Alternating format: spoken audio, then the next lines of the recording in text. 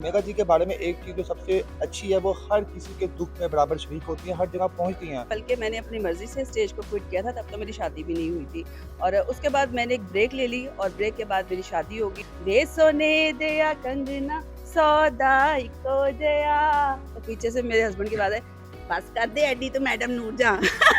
अगर आप award show देखें तो वो क्या देखने के काबिल होते नहीं, हैं? नहीं मैडम मैं नहीं, उस थोड़ा-सा लिहाज से आप खाली ड्रामे को मत तनकीद का निशाना बनाएँ।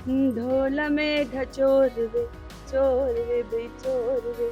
जी नाज़रीन इस वक्त हमारे साथ मौजूद हैं सुपरस्टार मेघा जी। मेघा जी के बारे में एक चीज़ जो सबसे अच्छी है वो हर किसी के दुख में बराबर शरीक होती हैं, हर जगह पहुँचती हैं। तो आज इनसे कुछ बात पूछेंगे इनके बाकी स्टार्स क्यों नहीं पहुँच पाते, क्यों ये सबसे मुख्तलिफ हैं, क्या इनके दिल में ज़्यादा दर्द है? अस्सलाम वालेकुम मैम। जी, वालेकुम अस्सलाम। जी मैम, हमने आपको देखा कि आप टेडी साहब की भी जगह पहुँची, आप अफ़ज़ाल साहब के भी जो है जब उनकी डेथ हुई तो पहुँची, उसके बाद दुर्दाना साहिबा के घर पहुँची। तो मैडम आपके दिल में ये दर्द है, बाकी जो आपके स्टार्स हैं वो उन्होंने भी आपके साथ काम किया, वो दर्द ये महसूस क्यों नहीं कर पाते? सबसे पहले तो मैं यही कहूँगी कि ये जो मेरी फ़ील्ड है, ये मेरी फ़ैमिली है। शोबिज़ को मैं ऑन करती हूँ, तो इसकी खुशी हो या गमी हो, तो मेरा फ़र्ज़ बनता है कि मैं हर जगह जाऊँ और मैं कहती हूँ कि खुशियाँ अगर आप कहीं मिस भी कर लें ना, तो इस दुःख की घड़ी में आपको लाज़मी जाना चाहिए और जो उनके लवाहिकीन हैं उनको पुरसा देना चाहिए। लेकिन समहाउ मसरूफ़ियात ज़िंदगी कुछ इतनी बढ़ गई हैं, हर बंदा अपने-अपने कामों में मसरूफ़ है और शायद वक़्त नहीं मिलता और मैं ये भी नहीं कहती कि शायद उनको एहसास नहीं है या वो आना नहीं चाहते। हो सकता है कोई लाहौर से बाहर हो, मुल्क से बाहर हो और बस मैं यही कहूँगी कि आना चाहिए और ये मैडम हमारी हमने ड्यूटी भी देखा है। कि लेजेंड कॉमेडियन ताल टेडी साहब जब दुनिया से गए, अब वहाँ पे थी आपने उनके साथ वाक़या भी शेयर किए, जो लेकिन जो सबसे क्लोज़ थी टेडी साहब की जो दीदार साहिबा थी और नरगिस साहिबा थी, जिन्हें लोगों ने तवक्को की थी कि वो लाज़मी पहुँचेंगी, लेकिन वो नहीं पहुँच पाई। आपको कुछ आइडिया है कि क्या आप तक बात हुई हो कि क्यों नहीं पहुँच पाई, क्या मसला था? अ, देखिए उनके जो बहुत क्लोज़ दोस्त थे ना, वो तकरीबन सभी पहुँचे हैं, जिनमें ज़्यादातर आप मेल कम्युनिटी लेकिन वो है उनको अपनी और बहनें कहते थे, जी, ऑन द स्टेज बिल्कुल भी हम कहते थे कि सब एक-दूसरे नरगिस को मेरी बहनों की बिल्कुल बेटी, वो ऐसे नहीं पहुँच हम पाई, लोगों को दुःख हम हुआ। एक-दूसरे की फैमिली हैं, एक-दूसरे को ऑन करते हैं और मैं तो पहुँची ना, मैडम आपकी तो मैं तारीफ़ हर कोई पहुँची करता है यहाँ पे। और जो नहीं पहुँचा तो मे बी वो बिज़ी हों या लाहौर से बाहर हों। मेरा ख़्याल है कि किसी न किसी तरीके से वो लोग कनेक्शन में ज़रूर रहे होंगे। शायद वो आपके बाद आई हों या पहले होकर चली गई हों। इसमें मैं श्योर तो नहीं हूँ, लेकिन मैं यही कहूँगी कि आना चाहिए और आपको अपनी फीलिंग्स आज के दौर में ज़रूर एक्सप्रेस करनी चाहिए क्योंकि आजकल डिजिटल मीडिया का दौर है, तो मेरा ख़्याल है चीज़ें छुपती नहीं हैं। तो इसलिए आपको क्लियरली आना चाहिए और अपनी जो फीलिंग्स हैं वो एक्सप्रेस करनी चाहिए। मेघा जी, आपको अपने बहुत से जो अदाकारों को देखा है स्टेज क्योंकि शादी के बाद भी वो अपना जो प्रोफ़ेशन को कंटिन्यू रखती हैं, लेकिन आपने शादी के बाद बिल्कुल कट ऑफ हो गई, कोई ऐसा नहीं किया, ना आप मीडिया की ज़ीनत बनी। क्या हस्बैंड सख्त हैं आपके या उन्होंने आप पर सख्ती रखी हुई है कि मेघा जी आपने कुछ नहीं करना या अपनी मर्ज़ी से आप नहीं करती हैं? नहीं, ऐसी बात बिल्कुल भी नहीं है, बल्कि मैंने अपनी मर्ज़ी से स्टेज को क्विट किया था, तब तो मेरी शादी भी नहीं हुई थी और उसके बाद मैंने एक ब्रेक ले ली और ब्रेक के बाद मेरी शादी हो गई और मैं 3-4 साल मैं आउट ऑफ कंट्री रही हूँ। वापस जब आई हूँ, तो मेरे अपने हस्बैंड की परमिशन के साथ, बल्कि ये मैं कहूँ कि उनके कहने पर मैंने सिंगिंग स्टार्ट की। ये एक बड़ी अच्छी बात है क्योंकि अक्सर आपको पता है फ़ील्ड में जो जो वर्किंग फ़ील्ड की ख़वातीन होती हैं, उनके हस्बैंड उनको अलाउ नहीं करते। लेकिन मुझे मेरे अंदर के फ़नकार की शायद तड़प उन्होंने देखी कि उन्होंने ये देखा होगा कि आप घर में उदास-उदास रह रही हैं, उन्होंने कहा कुछ तो करो। मतलब ज़्यादा वो थे कि शायद ज़्यादा लड़ना शुरू हो गई है तो इसको किसी काम पे लगा दो। तो ये वही काम ये कर सकती है जिससे ये हमेशा इसका वास्ता रहा है। तो लेकिन मैंने इसको थोड़ा चेंज ज़रूर किया कि इस बार मैंने एक्टिंग की बजाय परफ़ॉर्मेंस की बजाय मैंने सिंगिंग को अपना प्रोफ़ेशन बनाया, जो कि आसान नहीं था। मैं बिल्कुल। आपको बताऊँ कि अगर आप कहें कि ये नहीं, इट्स अ नहीं, बिल्कुल जोक, तो बहुत मुश्किल है ये एक मैम। बहुत मुश्किल मीडियम है। जिस तरह आपको प्रैक्टिस करनी पड़ती है अपने ड्रामा रिहर्सल्स के लिए, डांसेस के लिए, उस तरह आपको सिंगिंग के लिए भी उससे ज़्यादा प्रैक्टिस करनी पड़ती है क्योंकि जो चीज़ आपके गले में है वही आप निकालेंगे ना, एक्सप्रेस करेंगे। तो यकीन मानिए मैंने 2 साल पहले ट्रेनिंग ली, उसके बाद मैंने हौसला निकाला कि अब मैं लोगों को बताऊँ कि आई वांट टू सिंग, आई अच्छा एम गोना सिंग। मैम एक चीज़ बताएँ ड्रामों में या मूवीज़ में बीवी बनना आसान होता है कि रियल लाइफ़ में बीवी बनना आसान होता है? क्योंकि उसमें तो वो हीरो बातें मारता है, मना लेती है बीवी, रियल लाइफ़ में भी होता है कोई ऐसा-वैसा कि नहीं कि हस्बैंड नहीं तो वो कह दिया तो बस वहाँ भी मुँह बना के इंसान बैठ जाता है, नहीं यार। देखिए मैं अपनी बात करूँगी, नॉर्मली तो यही होता है कि जो जायज़ बातें होती हैं ना, वो मनवा ली जाती हैं और जब इंसान ने कोई बात मनवानी हो ना जिसका डर होगा ये मानी नहीं जाएगी, तो थोड़ा बहुत इंसान मूड कर ही लेता है। तो वो मूड देखने के बाद हस्बैंड वैसे ही मान जाते हैं कि नहीं लड़दे ही रहना तो कोई जान छोड़ो ऐसी गल मानी लवो। अच्छा, आप अक्सर अपने साथी फनकारों के साथ आप जुगतबाज़ी भी कर लेती थी। कभी अपने हस्बैंड को आपने जुगत-शुगत मारी है? उन्होंने कहा, "ओ भाई छोड़ दे मेरी जान।"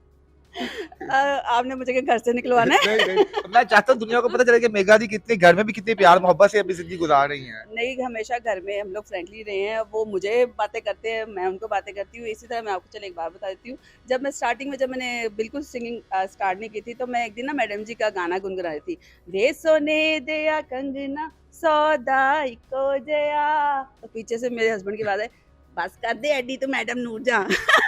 तो मैंने कहा, अच्छा मुझे चैलेंज मत करो, मैं आपको गाना गा गा के के दो। दिखाऊँगी फिर।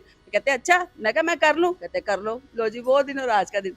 मैं सीरियस ही हो गई। उन्होंने कहा इन्हें तो गल दिल ते ही ला ली है, मैं तो मज़ाक च किया और सी। फिर आपने इसको एज़ अ प्रोफ़ेशन जो है इसको अडॉप्ट किया पूरा। बिल्कुल, अडॉप्ट किया और उन्होंने मेरी इसमें बहुत हेल्प आउट की।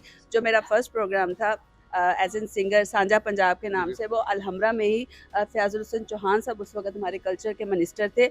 उनकी सरपरस्ती में गवर्नमेंट ऑफ पंजाब ने साझा पंजाब के नाम से एक शो ऑर्गेनाइज़ किया था और इंडिया से स्पेशली वरिंदर विज जी आए थे हमारी दावत पर और एक खूबसूरत गाना हमने token of love, token of harmony Sardar ji तुसी कर लो बॉर्डर पार जी, वाह! ये हम लोगों ने ड्यूट किया था और उसकी बाकायदा लॉन्चिंग की गई थी। अच्छा मेघा जी, आप अपने 20 या 25 जितना भी करियर था आपने कभी भी कोई ऐसा डांस नहीं किया जिस पे आपको तनकीद की गई हो। लेकिन आज की जो इतनी नौजवान जो जनरेशन आ रही है, लड़कियाँ आ रही हैं वो फ़ेम हासिल करने के लिए बेहुदा डांस भी करती हैं।